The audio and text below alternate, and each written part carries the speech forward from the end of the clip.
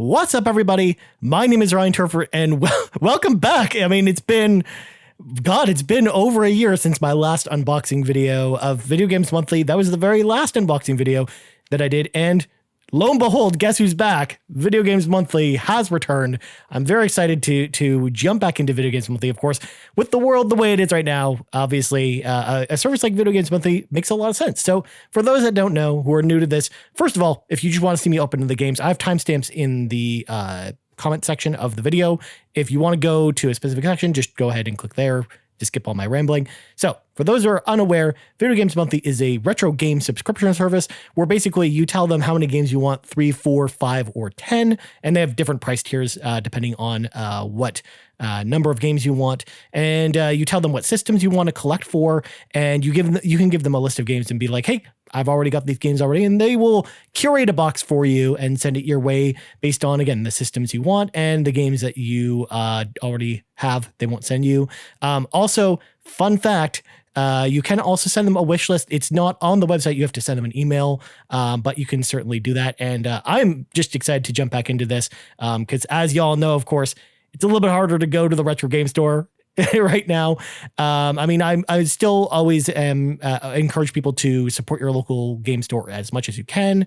And I've been doing that as well. But it's also nice to have a service like Video Games Monthly where I know just every month my budget for retro games just goes to this service, and that just calls it a day pretty much. So let's jump into this box. So the systems I'm collecting for are NES, Super NES, and Game Boy. Those are the systems that are either A, a little bit pricier in the NES case in my area, or B, in the Game Boy's case. Surprisingly, it's like hard to find Game Boy games here that are not expensive. So that's the main reason I chose those three systems. I collect for more than just those systems, but ultimately that's what I chose this time around. So let's pull out the cartridge first. So of course, we got a note saying, hey, please make sure to update your library 7 days prior to the end of the month, because that's what we do. And we got a 1-up card indicating we got a free game. Sometimes it happens from time to time. I subscribe to the 5-game box, so there will be 6 games in here, but sometimes I'll do 1-up, 2-up, or sometimes Mega Up, which is like, or Power Up, which is like multiple games, like beyond 2, essentially. And last but not least, whoa. Okay. Calm down, Ryan. I'm gonna put this over here. First, let's get this Facebook card out of the way, of course. If you share your unboxing or a picture of your Video Games Monthly box, you can win 3 free games in your next box on their Facebook page if you want to do that. But guys, holy crap, this is what I'm freaking out about. You are the proud owner of this month's partner pack. So sometimes this happens as well. I've never gotten a partner pack before in my Video Games Monthly tenure. So what the partner pack basically means, because I've seen this on other people's unboxings before, is essentially the partners that own Video Games Monthly specially put together this box themselves with games they love, which a lot of times usually indicates there's going to be some really good stuff in this box.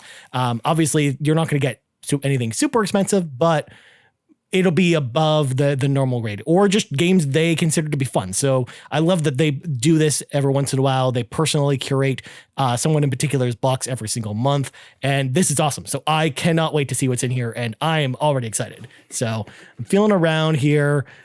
We got a nice selection of game types. So let's get the Game Boy ones out of the way first, because they're smaller. So starting off, first up, we got Kirby's Dream Land. This is a game that I really wanted. I used to have this game as a kid. In fact, me and my brother Kyle used to have a pretty big selection of Game Boy games as a kid, but we just don't have those anymore. So I'm kind of starting from scratch with the Game Boy. But I've been really into Game Boy games lately because I have the Game Boy player on the GameCube.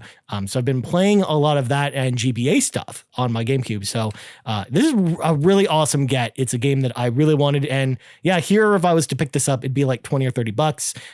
So yeah, this is starting off right with Kirby's Dream Land. I am excited for that one. I love Kirby's Dream Land, and I know my friend Bobby, aka the Nintendo Guru on YouTube. You can go check out his channel, of course. He notoriously does not like Kirby very much, so that's a good get, because I actually really like Kirby a lot, despite what Bobby likes to tell me about Kirby. So next up, we got Yes, another solid hit on Game Boy. Super Mario Land 2, 6 golden coins. Again, this is another game I loved on the Game Boy as a kid. I used to have a copy of this. This was actually the first appearance of Wario. What was cool about this game, as opposed to the first Mario Land game, was this was much more like Mario, because they tried to do this weird spin-off thing where Mario was in the real world in Super Mario Land, whereas this one, he basically, it was more like a traditional Mario game. You basically go to 6 different worlds, and you can go to them in any order, and they're all really different from each other. You've got like the space world, or like the micro world where Mario is like shrunken down, he's climbing this tree. There's like a weird place that's called Mario Land, where it's literally like a statue of Mario, and you're climbing up this weird statue of Mario. It's a whole thing, but yeah, I love this game. So I'm so happy to have this. Of course, there's a little bit of like there's some sticker residue here on the back, but I can totally clean that up with some Goo Gone. So yeah, we're starting off with 2 heavy hitters on the Game Boy, and this one does not want to stand up. I think the board might be too heavy. It's okay. It's going to lay down. That's fine. It won't be as picturesque at the end. So I think there's only one Super Nintendo game, so let's just get it out of the way first, and I'll show you all first. Yes, Final Fantasy Mystic Quest from Square. So I've actually never owned this game. In fact, this is the only Super Nintendo Final Fantasy game I've never owned a copy of, mainly because at the time, people made fun of this game because, I mean, it was the Final Fantasy game that was invented specifically for North America, because North Americans were apparently bad at role-playing games. So this was meant to be like the introduction to Japanese role-playing games for a lot of people. And I think it succeeded with some people, but obviously it was a turnoff for a lot of more hardcore Final Fantasy fans. So it's really awesome to have, though, because I've honestly never played this game. I'm super excited to check it out. I mean, it's a game that I've always kind of wanted to pick up, but it's just, number one, a lot of times it's like $20 or $30 here in Canada. Again, Canadian dollars are a thing.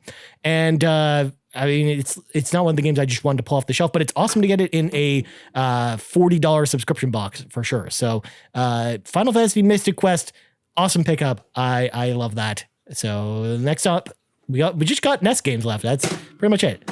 Games do not want to stand up today. Games do not want to stand up today. And back to Ryan. Man, none of the games wanted to stand up, which is fine. I don't know what's going on here, but let's start with our first NES game.